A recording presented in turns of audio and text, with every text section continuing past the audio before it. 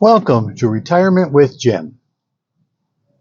So today, Americans are struggling to fund their retirement. Before we get started, please consider hitting the like button and subscribe to my channel. Helps my channel grow. And feel free to leave comments. Love to hear from you. Okay, so funding is a real struggle today. A lot of it has to do with it's hard to understand the nuances of an overly complicated retirement system. There are no classes. There are nothing that teaches us, how to retire and what we need to do. We rely on our employers, and if we have a 401k plan, and if we don't have that, we're all on our own. At least with some of that, you do get some kind of help. And it's becoming a little easier, but it's still a long ways off in terms of, how to do it, and for instance, over time, a lot of people don't maximize their contributions, and that can translate into hundreds of thousands of dollars that you miss out on.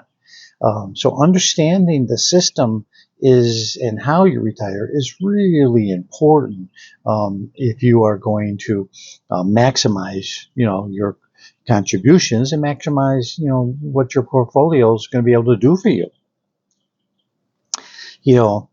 Nowadays it's a struggle too because people are having a tough time balancing the competing financial priorities and the increased price increases from inflation. So what that translates into is, do I have enough dollars that I can keep contributing to my 401k, or do I have to cut back a little bit because I got to pay currently more money in inflation on, prices of the goods of everything are and what they cost. So, the thing that matters is you've got to have enough balance, of what you can live on right now, and of course what you can maximize putting away for yourself for your future. Difficult to do, definitely. Now, 89% of everyone that is saving through their job, which is a great number. That's good to know that, that people are contributing to their 401k plan. Excuse me. But the average is only 9% that people are putting away. And really what you need to be putting away is 15%. And so, that's lost money that you are not going to realize. So you got to find a way to increase that 9% average and get it up closer to 15. So you will need, in your retirement, you will need 55 to 85% of your pre-retirement salary to live on. So you need to make, a halfway decent salary, but most importantly, most of us don't make big adjustments once we go into retirement. Excuse me. We kind of live on, what we're very comfortable with and what we're used to. So a lot of people don't make adjustments when it gets time for retirement. They just want to continue as if you were still making that money. You got to make some hard choices. You got to look at, what you're going to need in retirement and start adjusting early on to what can you do to cut back, save more, and cut out expenses. Really important to cut out expenses.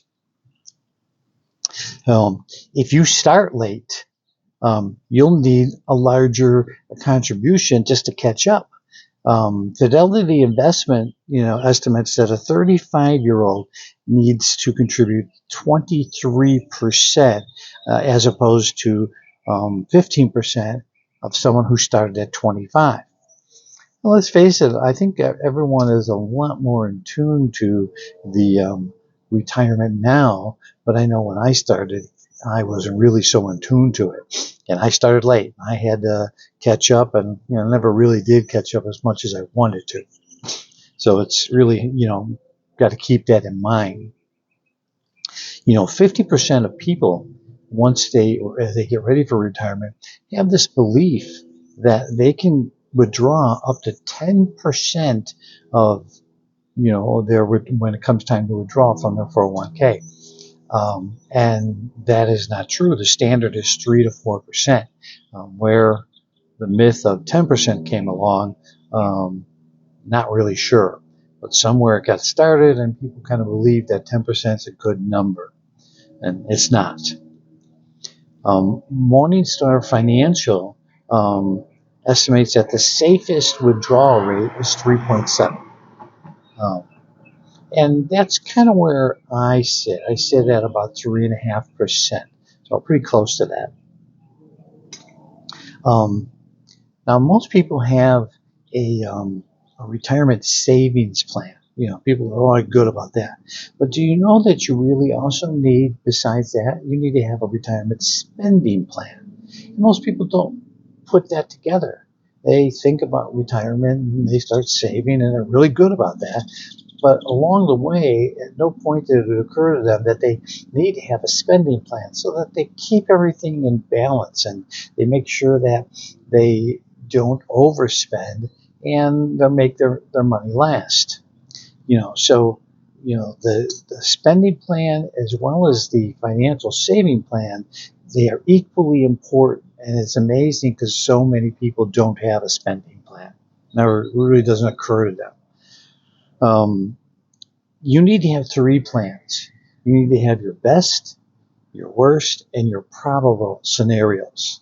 So you really got to be looking at, all 3 of those. You put 3 of them together. What's your best case scenario? What's your worst case scenario? And what's your probable? What are you probably going to really live on more than anything else? And when it comes to your withdrawals, you need to plan your withdrawals. You need to plan, what you're going to do, what you're going to take. Then you need to kind of monitor your withdrawals. How are you doing? And the last part of the withdrawals is you need to adjust when necessary. So it's really important to make sure that you have a good, well-balanced plan. And so it's really important to make sure that, I've always said it, plan, plan, plan. You got to plan, to be able to have a successful retirement.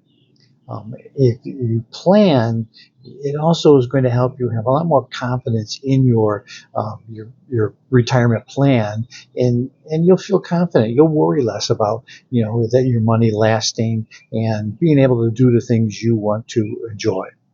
So keep in mind, it's a plan situation. Make sure it's a spending plan as well as a saving plan, and do your best to kind of get closer to that 15%, because it'll really help you save and not leave money on the table that it really should have been in your portfolio instead. So with that, I'm going to tell you have a great day, and I will see you in the next one.